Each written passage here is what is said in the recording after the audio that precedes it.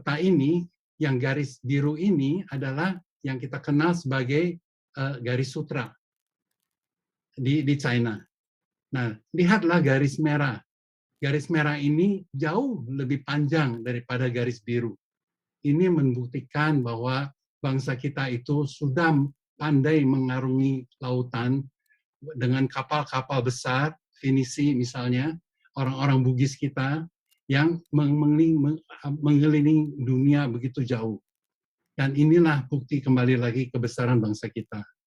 Nah, di sini saya akan propose bahwa kita bisa lebih jauh, yaitu menjadi negara mangkuk dunia. Teknologi kalau kita kuasai itu relatif sangat mudah. Coba lihat Singapura. Singapura bisa maju sebegitu cepat karena teknologi. China bisa maju sebegitu cepat juga karena teknologi. Nah, kendala di sini adalah kita tuh belajar di luar. Saya juga dulu pernah belajar di Jerman, semuanya susah sekali. Tetapi setelah saya dapat ilmunya, ternyata kita tuh disusah-susahin. Ilmu itu gampang sekali. Seolah-olah buka pintu kita masuk. Nah, tapi pintu itu selalu ditutup. Jadi tidak mudah untuk kita. Nah, karena itu saya berharap orang-orang yang sudah belajar ke luar negeri, orang-orang Indonesia, kembalilah ke tanah air. Karena kita di luar itu tidak akan dapat ikut berpartisipasi dengan baik. Tapi kalau di dalam kita bisa mengangkat bangsa ini untuk bisa maju dengan pesat. Dan kita kenapa demikian? Karena kita di Indonesia itu kita makan dulu, baru kerja. Sedangkan negara lain kerja dulu, belum tentu makan. Kenapa? Karena hasil produk itu harus bisa dijual dulu, setelah dijual baru bisa makan.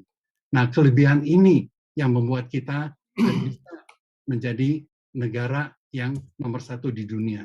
Hanya kita harus tahu caranya bagaimana. Kalau kita begitu kirim sesuatu, ini satu komputer ini, dalamnya itu ada blockchain sama ada smart contract yang tidak bisa dimanipulasi, harus sesuai dengan smart contract yang sudah disertifikasi. Nah, sebagai contoh, kita misalnya di dalam blockchain aplikasi, kita harus ada aset, ada transaksi, dan juga ada partisipasi. Nah, kalau kita lihat ini adalah orang-orang yang berpartisipasi di dalam blockchain ini. Asetnya apa? Yaitu ayam. Ya, dari ayam perubahannya sampai ayam goreng misalnya. Nah, transaksinya apa? Yaitu ayamnya di tag, misalnya navigasi komunikasinya bagaimana, tagging lagi. Nah, ini semua proses-proses ini adalah transaksi.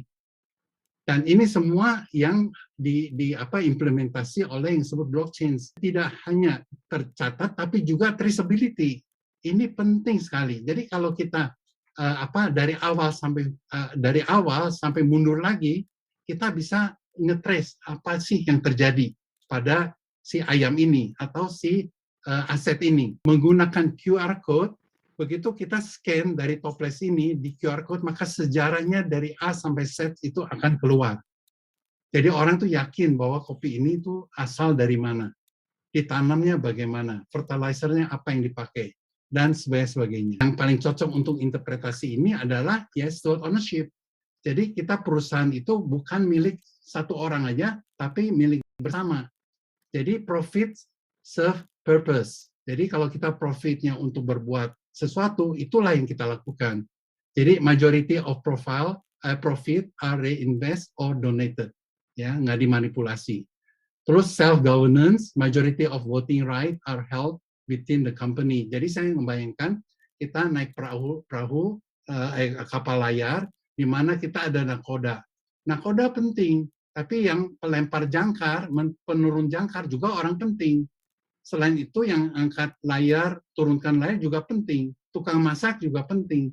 Yang membersihkan kapal juga penting. Jadi itu semua ada role supaya kapal itu bisa berjalan dengan baik. Demikian juga usaha-usaha bisa berjalan baik bila semua ada role. Jadi bukan saya ada uang, saya bayar itu, saya pergi kemana, saya tidak mengikuti kapal itu, saya harus ada di dalam kapal itu. Saya harus ada di dalam perusahaan itu. Perusahaan-perusahaan besar yang menggunakan konsep ini adalah siapa? Rolex misalnya. Bosch, Carl Bergs, SAIS itu adalah yang pertama menggunakan ide ini, dan saya mengharap inilah yang bisa kita terapkan di Indonesia. Sejauh ini saya melihat koperasi dan BUMDes kira-kira arahnya sama, tapi mungkin kita harus ditelaah lebih dalam lagi.